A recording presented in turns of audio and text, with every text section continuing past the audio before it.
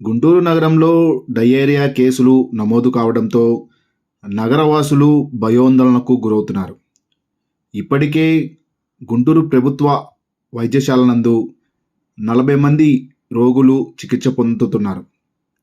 వాంతులు, విరోచనాలతో బాధపడుతూ గుంటూరు ప్రభుత్వ వైద్యశాలకు వస్తున్న రోగులకు ప్రత్యేక వార్డు కేటాయించి వైద్య సహాయం చేస్తున్నారు.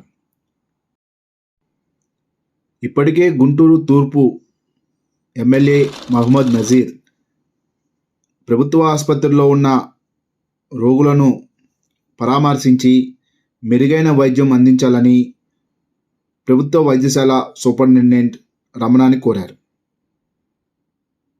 Ramana SSC superintendent government general hospital Guntur 2-3 రోజులుగా ఒక 40 కేసుల వరకు ఈ వాంతులు విరేచనాలతోటి, అంటే అతిసార వ్యాధి అంటారు తెలుగులో. అయితే మన కామన్గా మీడియాలో వచ్చేది దీన్ని అతిసార వ్యాధి అంటారు. ఇది యూజువల్గా ఒక బ్యాక్టీరియా నుంచి ఇక్కడికి వచ్చారు. అంటే పేరేచర్ల నుంచి, తాడేపల్లి నుంచి, తెనాల నుంచి, ఓబుల్ నాయుడుపాలెం నుంచి, అట్లాగే ఓల్డ్ గుంటూరు నుంచి అయితే 13 కేసులు వచ్చాయి ఈ 40 కేసుల్లో.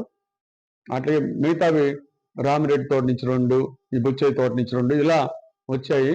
అయితే వాళ్ళు అడిగినప్పుడు మేము పానీపూరి తిన్నాము, బిర్యానీ తిన్నాము ఇలా చెప్తున్నారు. అందరూ కూడా వాళ్ళ రోజున అర్బన్